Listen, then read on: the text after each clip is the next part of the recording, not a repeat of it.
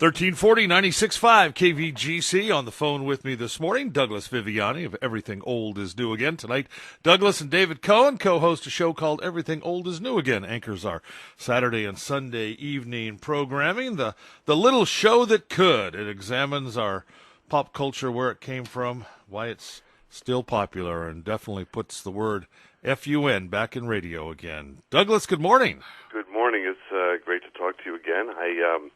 I'm wondering, this weekend we have a movie coming out that's, I don't know, kind of interesting on a couple of levels. Skyscraper. You seen the ad for this one? Okay. Funny you should bring that up. So I'm watching this, and I'm saying to myself, what? This looks like a movie I've seen. Is this... Wait a second. Is The Rock playing a part that Bruce Willis may have once played? I thought it was Die Hard. I thought it was a remake of Die Hard. See that, and I thought it was a remake of Towering Inferno.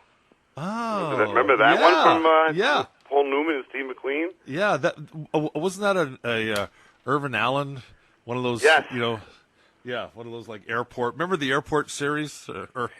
Yes, absolutely. Not the airplane series, but the airport series. Airport, exactly. Yeah, they had all these disaster movies, all one after the other. Poseidon Adventure was another. Yeah. Poseidon Adventure was Irwin Allen too. I believe so. Yeah. So that was. I mean, those were all like I don't know. They were the craze in the '70s. I'm pretty sure. And then you've got the Die Hard, which they made I think 4 of them all together. Yeah. With the different antics going on in the buildings and all that. So The Rock is.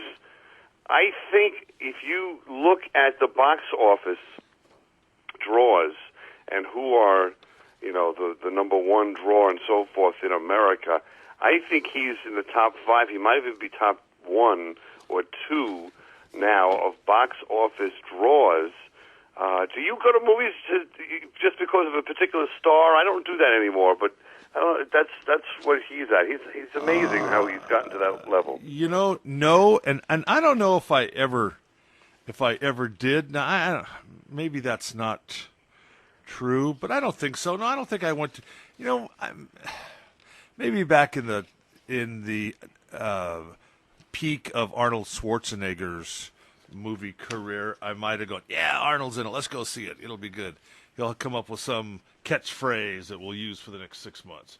Right. But you know what I mean? But no, I don't go see a movie because Tom Cruise is in it or The Rock. I like The Rock. I think Dwayne Johnson has done a great job with his. I've told you the story about watching his father wrestle at a small independent TV station here in Sacramento, Channel 40, when they used to have. You know how everybody used to have Saturday night wrestling? Well, they would record it on Thursday night, and his dad would Rocky the Soul Man Johnson. That was his name that he went by, and saw him wrestle in person many times. Many times. And The Rock from there took that legacy, and the way I guess it's. Back in the day, up till I don't follow wrestling now anymore, but up to I would say 1990 or something, these wrestlers they would travel the country. They'd be known, individually in the different venues, and have a certain act that they would do, if you will. But the best thing were the interviews and promotionals for what would be happening in the next week or the next match with whoever they're going to be. Have you seen the commercial with Mean Gene and Kevin Hart? No. Oh, it's great. Kevin Hart's dressed up. Remember Coco Beware, the guy that used to dress up?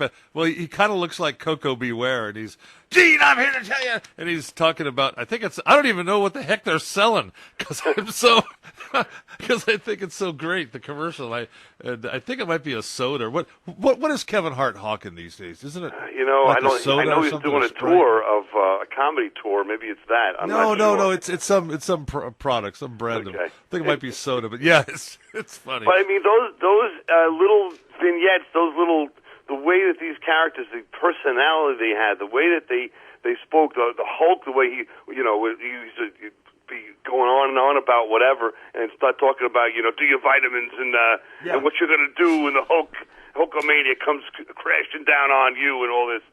So, say, brother, you don't remember the Macho Man? Yeah, right, brother. Macho Man. Hey, okay, so it was say your prayers. So let's see, it was eat your vitamins. Was it training?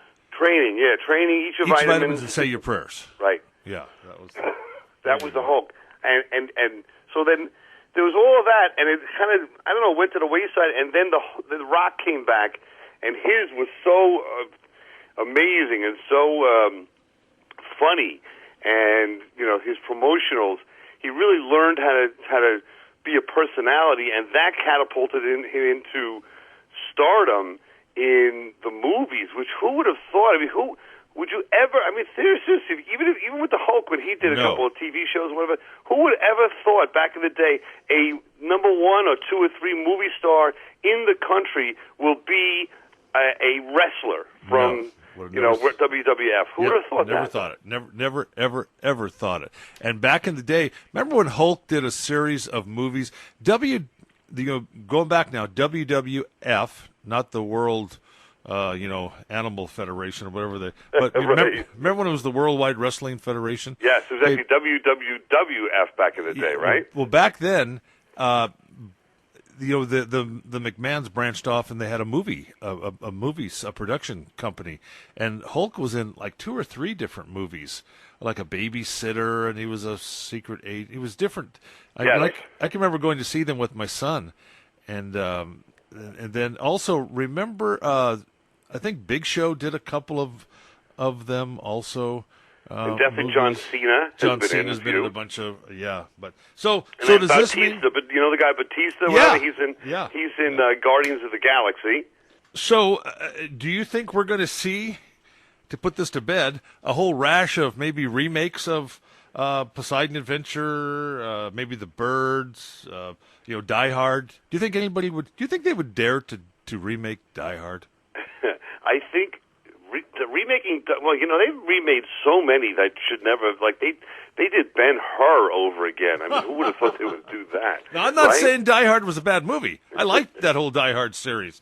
I'm just saying. Yeah, but that was so Bruce Willis. I think it was so him that I don't know that they would redo it, although will they do, they did the Poseidon Adventure over as well, and did that twice. It was terrible. It's hard to capture the magic in these disaster movies because it's not just, the events that's going on. It's more or less characters and character actors that that they put together, and who's going to survive and who's not going to survive. And I think that it's a lot of fun. I think if this skyscraper makes a lot of money, as Hollywood always does, you're going to start seeing a whole bunch of them. I think that would be a good topic maybe for you and David someday. Are there movies that no other actor could portray the main character? Because this movie is Arnold Schwarzenegger. This movie is Tom Cruise. This movie is Jimmy Stewart. This movie is, you know what I'm saying? Henry I agree. Ford. One of those that comes to mind right off the top of my head, though, is The Godfather. I mean, would they ever have the nerve to remake that? I don't really. And Casablanca is another one, although they actually did try it in a TV series with David Soul, if you remember that, from back in the 70s with Starsky and Hutch. Yeah. But, there's something, they just should leave well enough alone, Yeah, isn't that funny? And let's not get on this because we could talk on this topic all day long and we're starting to run out of time here. But Isn't it funny that The Godfather was kind of used as the course for how do you act as a made guy? How do you act as a member of organized crime? Remember we had Terry Winter on the show a couple of times. At one time, he was the writer and producer of, and he won an Emmy Award for a couple of episodes for The Sopranos, and he created Boardwalk Empire. So he mentioned that when he was growing up in New York, he would see the wise guys walking around here and there, and he would hear them talking, and they would reference The Godfather. and they would reference it by, oh yeah, that was in 2. Like Yes. I've heard that. I've heard that they would reference by number. Yeah, so it kind of was like their blueprint of how to talk and how to act. It's amazing. Life is stranger than fiction, right? Exactly. Hey, speaking of David, what's up with today's show? Well, he's got a favorite show that he speaks about all the time, and I don't know why. It's called Counterpart, which is on the Starz Network. It stars J.K. Simmons, who's in those commercials, those farmers commercials, if you know. Oh, Mayhem? Yeah, okay. And he's the fella that he's just like, recognize him, but you don't realize what a good actor is in all this. So I'm trying to figure this out, and so I watched it a couple episodes, and it's a show about in Berlin, Germany. There's a hole in the universe, and if you go into this doorway, if you will, you end up in a parallel universe where you're there, but it's you that made different choices in life, good or bad. And I think it's really interesting. And the two worlds, some people in the two worlds have found each other or found out that this exists. And the other world, the other universe, is not happy about it. And that's where the premise of the show starts. So everyone's taking on like two characters and your own counterpart. You meet each other, and you're good, evil, bad, whatever. So there's a lot of possibilities with it. So we have the opportunity today to speak with Mito Hamada, who is, believe it or not, he was also in 24. He was the arch villain in season 8 of 24. He was the Cowardly Lion in Emerald City, that show that we had the guest, one of our guests from Emerald City was the producer of that, David Schulner, right? Ah. So it comes full circle. So we speak to him a lot about 24, talk to him about Emerald City. We're going to talk to him about, of course, this new Counterpart show. So we'll see. He's not really a household name, but he's a favorite of David Cohen, so we must go along with him. He's got some good taste. We'll see. Everything Old is New again tonight and tomorrow night at 6 o'clock here on 1340 96.5 KVGC. Douglas Viviani, is always a pleasure to talk with you. Same here. I appreciate it, the time, and enjoy the weekend, everybody. All right.